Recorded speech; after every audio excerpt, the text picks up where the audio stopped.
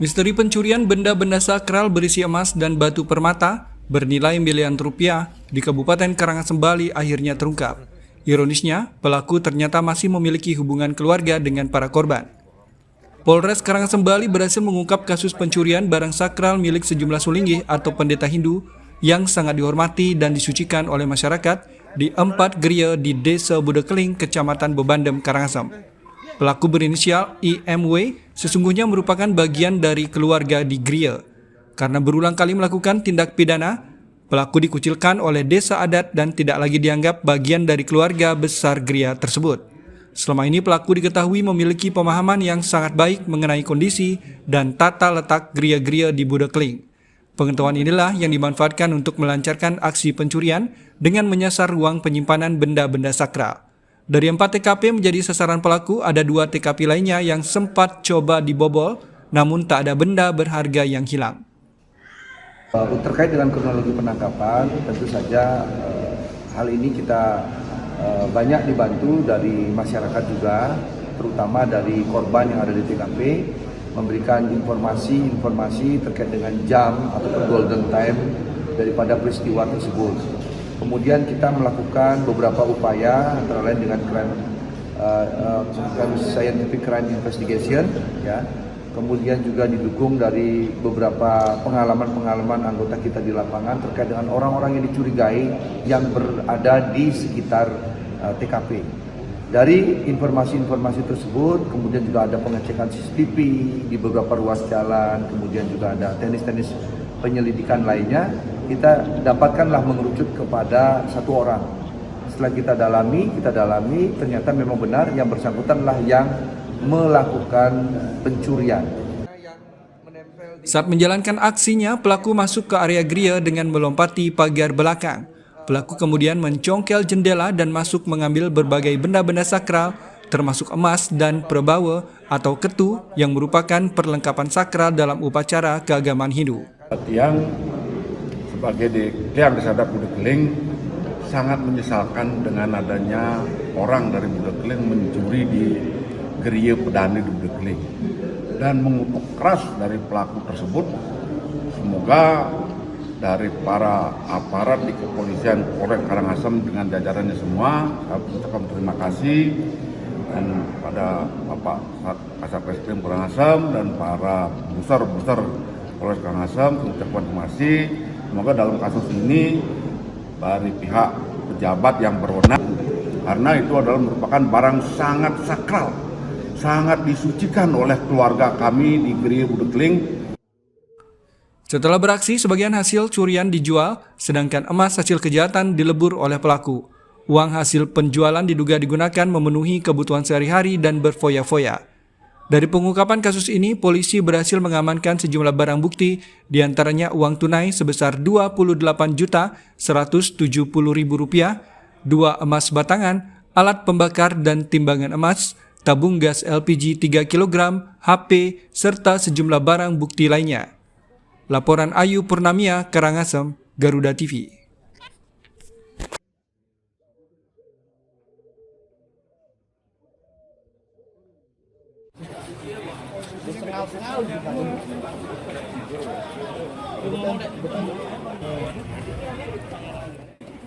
Hujan deras yang terjadi di wilayah Buleleng pada Jumat siang mengakibatkan terjadinya banjir dan merenggut korban jiwa. Seorang mahasiswa tewas tertimpa reruntuhan bangunan akibat rumahnya diterjang banjir bandang di Desa Bakti Seraga Singaraja. Udah ada jalan sana. Kecil sekali. Beginilah kondisi rumah di Dusun Tiste Desa Bakti Seraga Singaraja setelah diterjang banjir bandang. Rumah hampir setengah bangunan roboh. Kejadian terjadi sekitar pukul 12.30 WITA ketika hujan deras mengguyur wilayah Buleleng. Saat kejadian, korban Ricardo Razak Al-Ghifieri, 20 tahun yang berada di dalam rumah, berusaha menyelamatkan ibu dan saudara perempuannya saat air bah menerjang rumahnya. Namun naas ketika akan keluar dari rumah, korban terpleset dan seketika rumah roboh. Korban awalnya diduga hanyut karena derasnya aliran sungai. Penyisiran pun dilakukan tim SAR gabungan dari Basarnas, TNI AL, Polairut, Kepolisian, BPBD, serta warga setempat. Tim melakukan penyisiran ke aliran sungai hingga menuju pantai, namun belum berhasil menemukan korban. Sekitar pukul 16 WITA, ketika aliran air mulai menyusut, warga berinisiatif melihat di bawah reruntuhan. Tubuh korban terlihat di bawah reruntuhan bangunan rumahnya dan hanya terlihat kakinya saja. Proses evakuasi tubuh korban pun dilakukan dengan sangat hati-hati lantaran bangunan sangat rawan roboh. Air bandang ini pada pukul 13.30 kejadian di daerah apa namanya? Dusun Tiste Desa Bakti Seraga, Dusun Tiste ini. Nah, dari kejadian itu mengakibatkan satu orang mengalami dampak, satu tertimpa reruntuhan akibat banjir bandang ini. Oleh karena itu kami berhasil dengan instansi terkait di daerah Buleleng, baik dari TNI Polri maupun tim gabungan kami, semuanya kita membagi tim dalam tindak awal pencarian atau penyisiran di lokasi kejadian. Yang pertama kita lakukan penyisiran di daerah lokasi yang kejadian ini, yang tertimpa korban ini, sampai ke pengecekan ke pinggir pantai. Akhirnya saya membesar itu sekitar pukul 14-an. Dia mulai membesar menurut si ibu korban. Bahwa sempat pada saat naik sekitar selutut itu, ibunya sudah keluar, dipersilakan masuk oleh si korban dengan termasuk adiknya. Setelah katanya sampai di dalam, karena air sudah semakin meninggi, akhirnya si ibu korban ini suruh keluar sama si korban sudah keluar sama adiknya, keluar, katanya si korban masih ada di dalam. Terus ibunya teriak-teriak sama adiknya disuruh keluar. Nah, ketika dia ada di depan pintu baru keluar, katanya kakinya itu terpleset, jatuh, bangunan itu langsung rubuh pada saat itu. Tubuh korban berhasil dievakuasi 1 jam kemudian dan langsung dibawa ke RSUD Buleleng setelah persetujuan dari pihak keluarga korban. Laporan Pandey Wismaya, Buleleng, Garuda TV.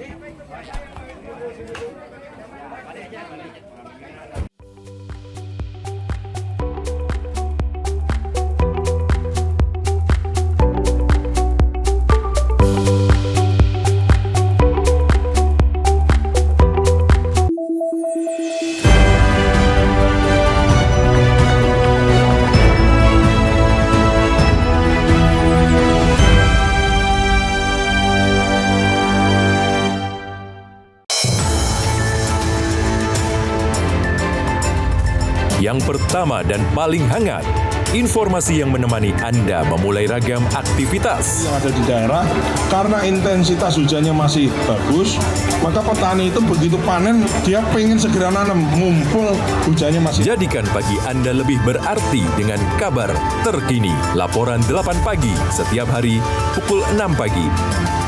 Hanya di Garuda TV.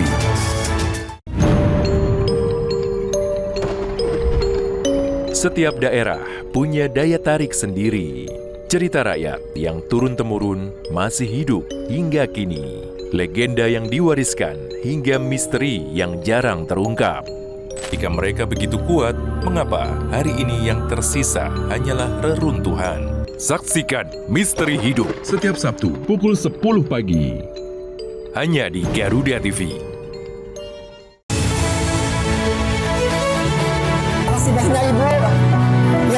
Di balik dunia yang bergejolak, Alhamdulillah, makan nasi goreng ya. ada kebaikan yang tak pernah padam. Selalu ada kisah sederhana yang menghadirkan harapan. Namun, di balik itu semua, ada sosok yang membuka pintu kebaikan. Saksikan Orang Baik, Senin sampai Jumat, Pukul 8:30 pagi. hanya di Garuda TV. Menyorot setiap detik penting dari peristiwa mancanegara, dinamika politik internasional, hingga kebudayaan bangsa. Полагаем, здесь уже наш ведущий сказал об этом, упомянул. Ikuti langkah Presiden dan para pemangku kepentingan di kancah kerjasama internasional. Trans Indonesia High Level Business Council. Saksikan Dunia Kita, Sabtu dan Minggu, pukul 8 malam, hanya di Garuda TV.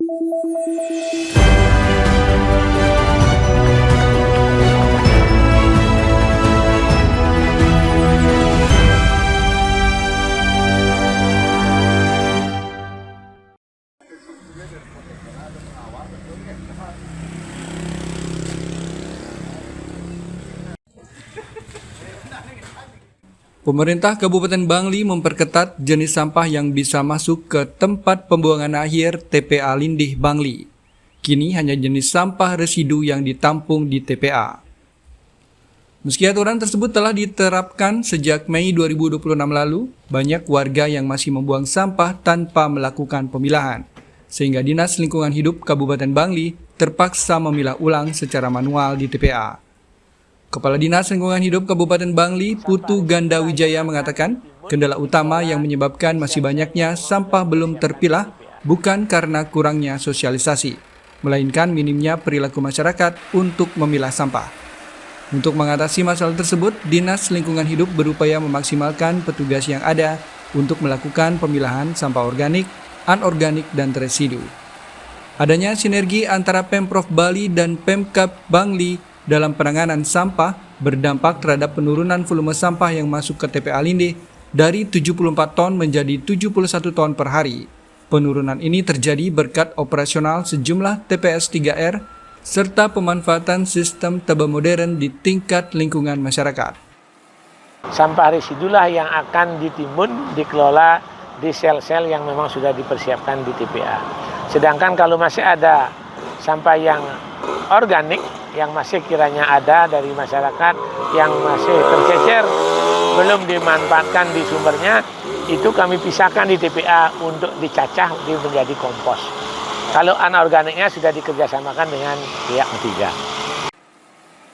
Untuk menghindari dijatuhinya sanksi administratif, pemerintah Kabupaten Bangli mengoptimalkan penanganan permasalahan sampah mulai dari hulu ke hilir dengan menerapkan pengelolaan berbasis sumber. Langkah ini didukung integrasi teknologi, penerapan kearifan lokal, serta beralih ke sistem kontrol landfill di tempat pembuangan akhir untuk menekan polusi. Laporan Tim Liputan Bangli, Garuda TV.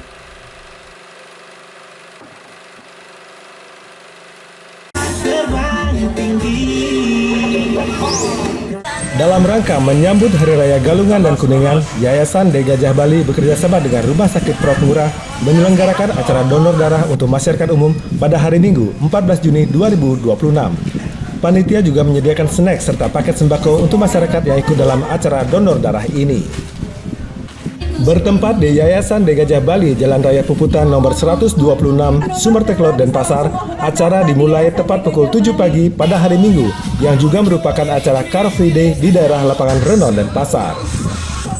Banyak peserta Car Free Day yang secara spontan ikut mendaftar menjadi pendonor saat acara berlangsung. Sedangkan ada sebagian peserta donor darah yang sudah mengetahui info di sosial media Yayasan De Gajah Bali. Tercatat lebih dari 125 orang masyarakat yang mendaftar pada acara ini. Tetapi tidak semua berhasil lolos sampai pengambilan darah, karena ada beberapa syarat kesehatan yang harus dipenuhi, seperti tensi darah harus normal dan HB darah harus sesuai dengan ketentuan kesehatan.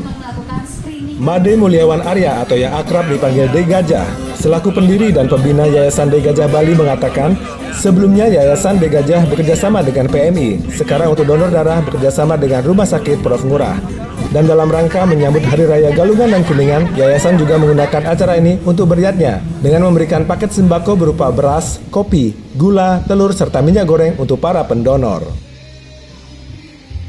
Ya, ini sebenarnya bukan yang pertama kalinya ya. Yang kami sebelumnya kerjasama dengan PMI, dan tapi ini pertama kerjasama dengan UTD-nya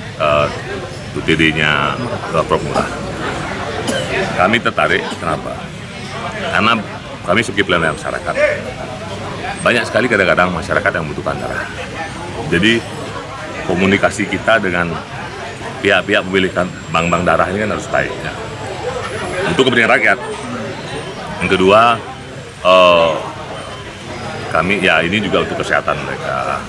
Yang ketiga untuk ya tetes darah itu kan sangat penting untuk kehidupan. Jadi sangat dibutuhkan oleh masyarakat yang memerlukan. Dan di balik itu, dalam rangka Raya Galungan ya kami siapkan juga sembako bagi para pendonor.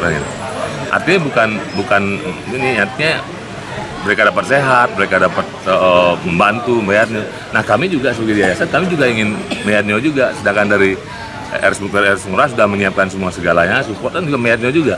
Nah, kami dari yayasan bagaimana caranya? Kami buatlah sembako untuk para pendonor.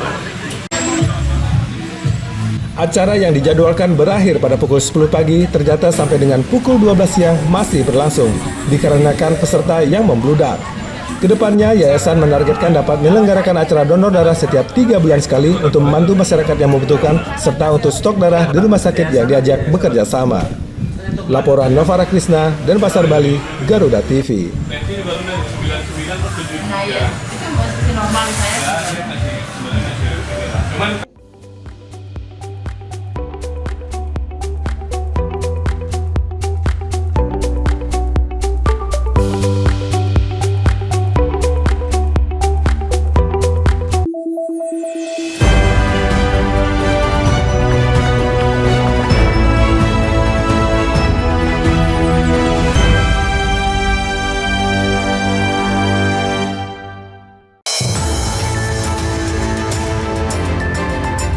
Berbagai peristiwa penting terjadi sepanjang hari. Doakan semoga para korban bisa segera kita bawa ke rumah sakit. Berita faktual dan mendalam yang menjadi sorotan kami rangkum untuk menutup aktivitas Anda. Terus bertambah, tapi kita doakan semoga proses evakuasi bisa dapat selesai. Saksikan laporan 8 malam setiap hari pukul 10 malam hanya di Garuda TV.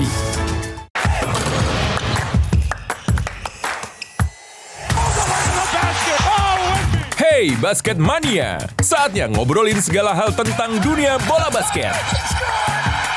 Mengulas pertandingan terbaru, highlight pemain panas, fun facts, sampai tren dan drama di lapangan. Jangan lewatkan Hoops Vibes, Sabtu dan Minggu pukul 2 siang, hanya di Garuda TV. Rumor berterbangan, fakta dipertanyakan. Di sini tempat kebenaran dibicarakan, menghadirkan mereka yang mengerti perkara. Akselerator sementara ini ya. Kalau kelamaan ya memang akan terganggu juga. Tapi sampai sementara kapan? Membuka tabir isu panas dengan gaya santai tapi memikat. Banyak milenial Pak, aku sudah bertani sekarang, aku senang. Melunasi hutangnya malah dibuat hutang lebih dalam lagi. Saksikan Ordal setiap Kamis pukul 9 malam hanya di Garuda TV. Jesus, this time he scores. Simak aksi terbaik dari berbagai cabang olahraga, rekap momen epik yang tak terlupakan, hingga kabar terupdate dari arena dunia.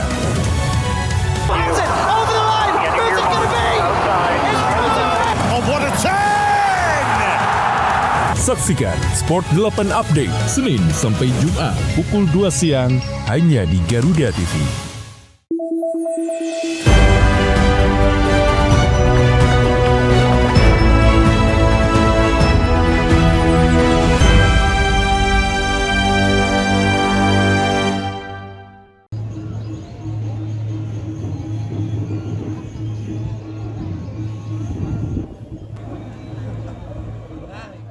...26 pelajar menjadi duta Kabupaten Badung pada Wimbekare atau lomba mewarnai tingkat sekolah dasar kelas 1 hingga 3 pada Pesta Kesenian Bali ke-48 tahun 2026. Tak hanya berkesempatan mewakili daerah, event ini sekaligus menjadi sarana mendidik dan mengembangkan keterampilan si buah hati. Wimbekara atau Lomba Mewarnai Serangkaian Pesta Kesenian Bali ke-48 berlangsung di Gedung Museum Mahudara, Mandara Giri Buana, Taman Budaya Provinsi Bali, Denpasar. Khusus untuk Kabupaten Badung, ada 26 pelajar yang menjadi perwakilan untuk bersaing dengan ratusan peserta lainnya dari seluruh kabupaten kota di Bali. Tema lomba diselaraskan dengan tema besar Pesta Kesenian Bali ke-48, yakni Atma Kerti Jiwa Sida Parisuda. Tema tersebut berarti memuliakan jiwa paripurna yang dimaknai sebagai upaya pemuliaan jiwa manusia menuju keadaan yang paripurna, yakni jernih dan suci. Karena itu, gambar yang disediakan panitia juga dirancang sesuai dengan semangat memuliakan dan menyucikan jiwa. Seluruh peserta diwajibkan menggunakan media krayon sebagai alat mewarnai. Panitia sengaja membatasi penggunaan alat agar seluruh peserta memiliki kesempatan yang sama dalam menampilkan kemampuan dan kreativitas masing-masing. Berdasarkan ketentuan lomba, peserta tidak hanya mewarnai gambar yang telah disediakan pada kertas ukuran A3, tapi juga diperbolehkan menambahkan gambar lain yang relevan dengan gambar utama. Kriteria lomba itu adalah sesuai dengan tema yang sudah artinya gambar yang sudah disiapkan. Yang kedua adalah kreativitas, yang dimana kreativitas itu merupakan adalah sistem mewarnainya, menambahkan gambar, menaruh garis-garis cara berkreativitas. Yang ketiga yaitu keharmonisan gambar. Keharmonisan gambar, kesesuaian daripada warna yang ditaruh dalam warna gambar tersebut. Dalam proses penjurian, panitia menetapkan 3 aspek utama sebagai dasar penilaian, mulai dari gagasan dan kreativitas, teknik mewarnai, hingga kerapian serta kebersihan hasil karya. Sejumlah orang tua peserta mengaku senang buah hatinya dapat mengikuti lomba ini. Persiapan yang dilakukan juga dilakukan sejak jauh-jauh hari dengan mendatangkan guru les menggambar hingga mengikuti lomba menggambar secara online maupun offline di daerahnya masing-masing.